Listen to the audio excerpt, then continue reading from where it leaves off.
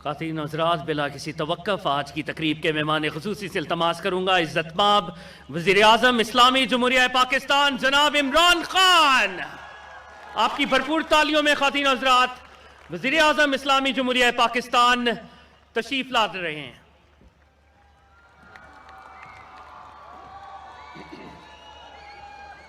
बिस्मिल्लाहिर्रहमानिर्रहीम। इय्याका नअबुदु व इय्याका नस्तईन।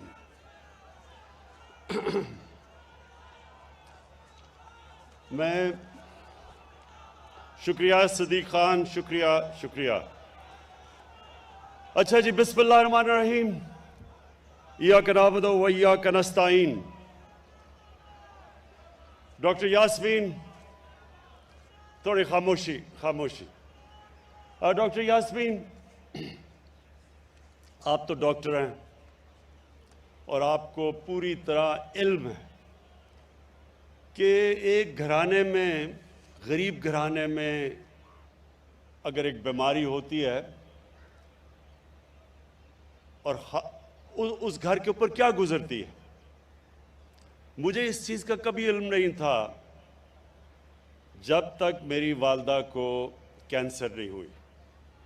तब तक अल्लाह ने कभी मुझे ना कुछ सामना करवाया था बीमारियों का, ना मैंने कभी अपने घर में बीमारी देखी थी।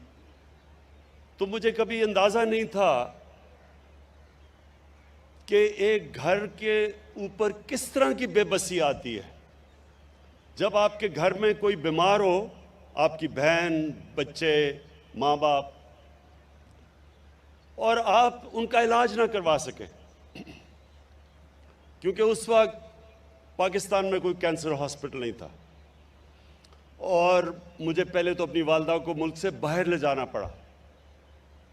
फिर जब उनकी चौथी स्टेज पे कैंसर चली गई तो मुझे पाकिस्तान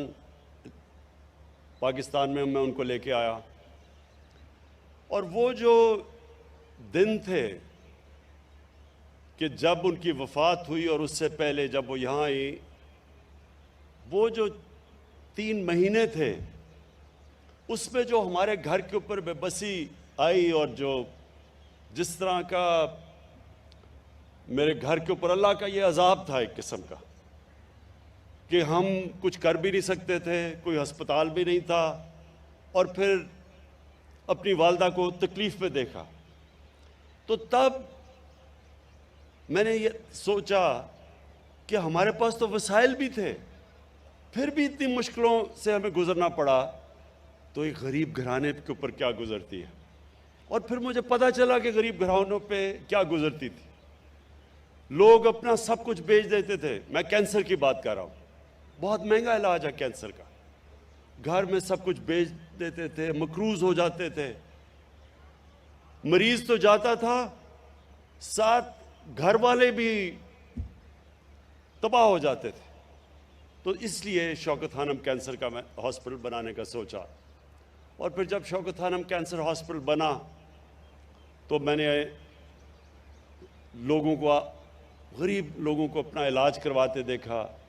और फिर मैंने देखा कि जब वो कोई वहाँ से जब वो ठीक होते थे तो वो कितनी अल्लाह से दुआएं देते थे अल्लाह को।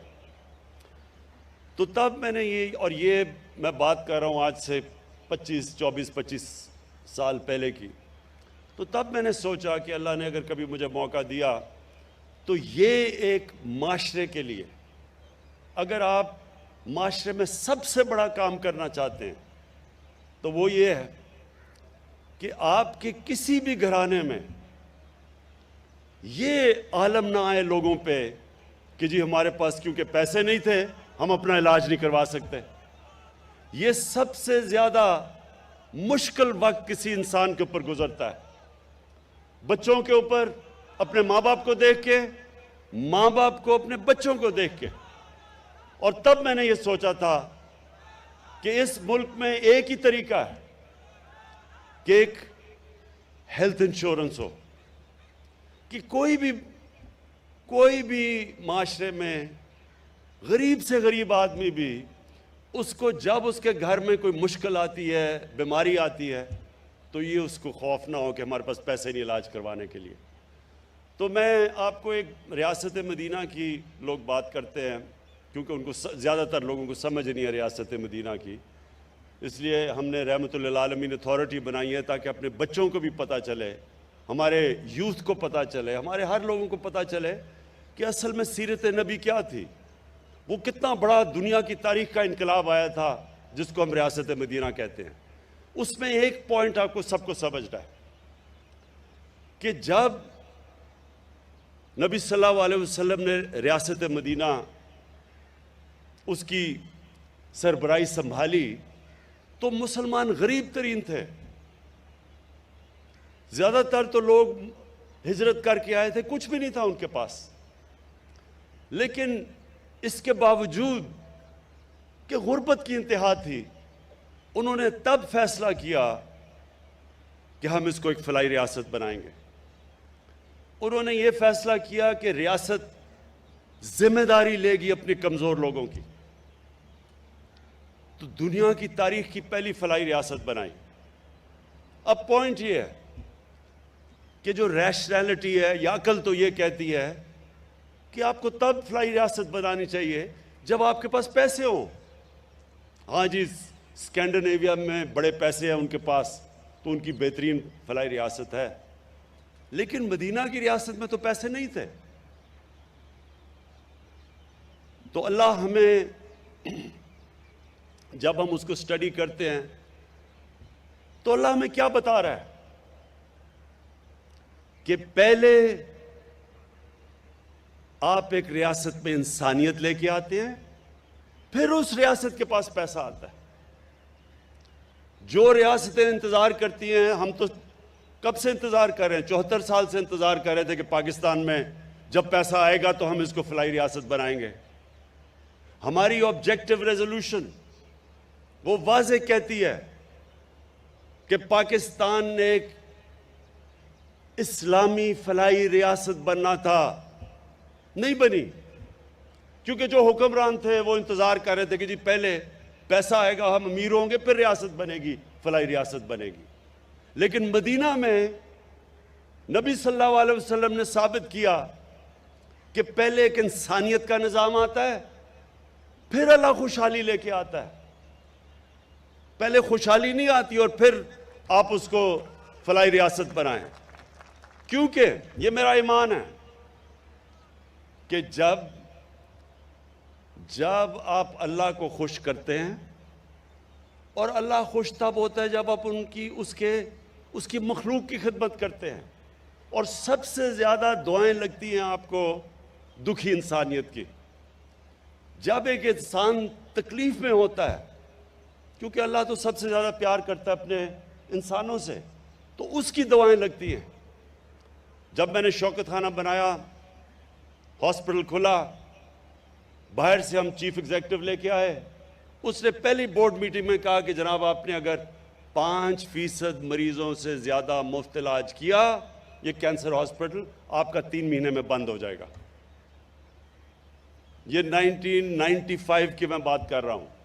मार्च में वो मीटिंग हुई बोर्ड ऑफ गवर्नर्स की, उसने कहा कि कभी दुनिया में कोई प्राइवेट हॉस्पिटल नहीं चल सकता, कैंसर का हॉस्पिटल नहीं चल सकता जिधर आप 5% मरीजों से ज़्यादा मुफ्त इलाज करें। 75% मरीजों का हमने मुफ्त इलाज तब से शुरू किया। आज से आज तक दुनिया में वाहिद कैंसर हॉस्पिटल है जो प्राइवेट कैंसर हॉस्पिटल 75% मरीजों का मुफ्त इलाज कर रहा है। और सिर्फ वहीं इलाज नहीं किया, पेशावर में इतना पैसा है कि दूसरा कैंसर हॉस्पिटल खड़ा कर दिया, और तीसरा कराची में इंशाल्लाह सबसे बड़ा कैंसर हॉस्पिटल बनना शुरू हुआ है। मैं आपको ये खड़ा मिसाल आपके सामने हूं। आज तक कोई ये नहीं बता सका कि कैसे एक प्राइवेट कैंसर हॉस्पिटल 75% मरीजों का मुफ्त इलाज करते हुए आज भी चल रहा है। हर साल पिछले साल से ज्यादा पैसे आते हैं। 70 करोड़ में जो हॉस्पिटल बना था, सालाना खर्चा उसका आज गरीब मरीजों पे 10 अरब रुपया है। 10 अरब रुपया सालाना खर्चा है गरीबों का इलाज करते हुए। 70 करोड़ में हॉस्पिटल बना था। इसकी क्या लॉजिक है? आप ये कैसे एक्सप्लेन करेंगे? स्वाय इसके ये अकल से नहीं आप करते, ये दिल से करते हैं और अल्लाह की बरकत आती है ऊपर। इसी तरह पाकिस्तान पे अल्लाह की बरकत आएगी। जब कोरोना आया, मैं आपको दूसरी मिसाल देता हूं। जब यहां कोरोना हुआ, आपको पता नहीं याद है या नहीं, 3 महीने मुझे ऑपोजिशन ने मुसलसल बुरा भला कहा कि जनाब ये लॉकडाउन नहीं कर रहा। मुझे नरेंद्र मोदी की मिसाल दी कि देखे हिंदुस्तान में उसने लॉकडाउन लगा दिया। किसी ने कहा जी इसके ऊपर FIR काटनी चाहिए जो भी मरता कोरोना से। जो ऑपोजिशन ने, आपको पता नहीं याद है नहीं, असेंबली में, अखबारों में बुरा भला, मैंने क्यों नहीं लॉकडाउन पूरी तरह लगाया? मैं बार बार लोगों से एक सवाल पूछूं कि वो दिहाड़ीदार का क्या बनेगा जो दिहाड़ी करता है और बच्चों को खिलाता है? वो जो हफ्ते में काम करके जो वीकली वेज लेता है, वो उसका क्या बनेगा? टैक्सी ड्राइवर का क्या बनेगा? रिक्शे वाले का क्या बनेगा? छाबड़ी वाले का क्या बनेगा? कोई जवाब नहीं देता था। क्योंकि हमारी बदकिस्मती ये है, जो हमारे पैसे वाले लोग हैं, जो एलीट है, उसको फिक्र ही नहीं है आम आदमी की।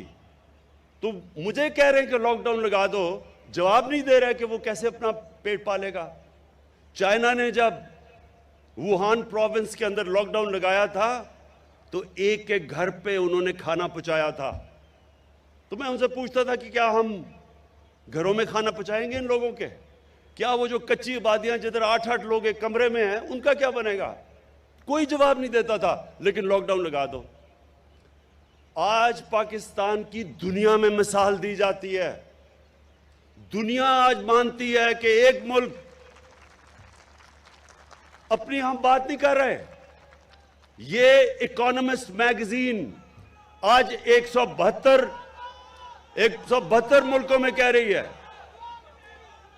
कि जो मुल्क सबसे बेहतर कोरोना में निकला, अपनी आवाम को भी बचाया कोरोना से और अपनी माइशत को भी बचाया, वो पाकिस्तान नंबर 1 पे है। साथ वाले मुल्क में देखें कितने लोग मरे। हिंदुस्तान में, हमारे ईरान हमसाया मुल्क, उधर कितने लोग मरे, उनकी माइशत को क्या नुकसान हुआ। और अपने मुल्क को देखें, अल्लाह की बरकत आई यहां, क्योंकि हमने मेरा ये ईमान है कि हमने अपने कमजोर तबके को बचाया। हमें फिक्र की कि उन बेचारों का क्या होगा। अल्लाह उनकी आवाज सुनता है। और इंशाअल्लाह ये जो आज हेल्थ कार्ड लॉन्च किया है, डॉक्टर यासीन, मैं आपको और ख़ास तौर पे उस्मान बुज़दार आपको इसलिए खराज तहसीन पेश करना चाहता हूं कि जब मैंने आपको कहा कि सारे ख़ानदानों को आप हेल्थ कार्ड देंगे, तो दोनों को शुरू में बड़ा झटका पड़ा। 440 अरब रुपया 3 सालों में खर्च करना है इन्होंने। 440 अरब रुपया कि इस मुल्क की तारीख में कभी नहीं सोचा किसी ने। और ये उस्मान बुज़दार का, क्योंकि मुझे पता है ये उस इलाके से आता है जो सारे पंजाब में सबसे ज्यादा गुर्बत वहां है। ये समझता है कि उन घरों में क्या गुजरती है जब एक घर में बीमारी आती है। और डॉक्टर यास्मीन, आपने तो खैर देखा हुआ है, तो मैं आप दोनों को आज खराज तहसीन पेश करता हूं कि 440 अरब रुपया 3 साल में हेल्थ इंश्योरेंस पे खर्च होगा। ये कोई तसव्वुर भी नहीं कर सकता था। लेकिन ये सिर्फ हेल्थ इंश्योरेंस नहीं है, ये एक हेल्थ सिस्टम है। अब प्राइवेट सेक्टर आएगा, हॉस्पिटल बनाएगा। देहात के अंदर, छोटे कस्बों में जिधर हॉस्पिटल नहीं, सिर्फ गवर्नमेंट हॉस्पिटल है, वह डॉक्टर्स नहीं जाते। डॉक्टर्स इसलिए नहीं जाते क्योंकि छोटे गरीब इलाकों के अंदर डॉक्टर्स नहीं जाते, वहां खाली पड़े होते हैं basic health unit, district hospitals में डॉक्टर्स नहीं। अब प्राइवेट सेक्टर आएगा क्योंकि सबके पास हेल्थ कार्ड होगा। गरीब से गरीब भी अपना जाके इलाज करवा सकेगा। इंशाअल्लाह आप देखेंगे पाकिस्तान में अस्पतालों का जाल फैल जाएगा। हर जगह गरीब से गरीब इलाकों के ऊपर प्राइवेट सेक्टर जाके हॉस्पिटल्स बनाएगा। तो मुझे इससे सबसे ज़्यादा आज खुशी है कि इंशाल्लाह मार्च तक सारे पंजाब के ख़ानदानों को हेल्थ कार्ड मिल जाएगा। आखिर में मैं बात करना चाहता हूँ महंगाई का। इंशाल्लाह हमने ये जो अपना आज एहसास कार्ड, एहसास राशन कार्ड, अभी आप सबके सामने 50% आधी आबादी पाकिस्तान की जिनकी आमदनी 50,000 रुपए से कम है उनको एहसास कार्ड मिलेगा।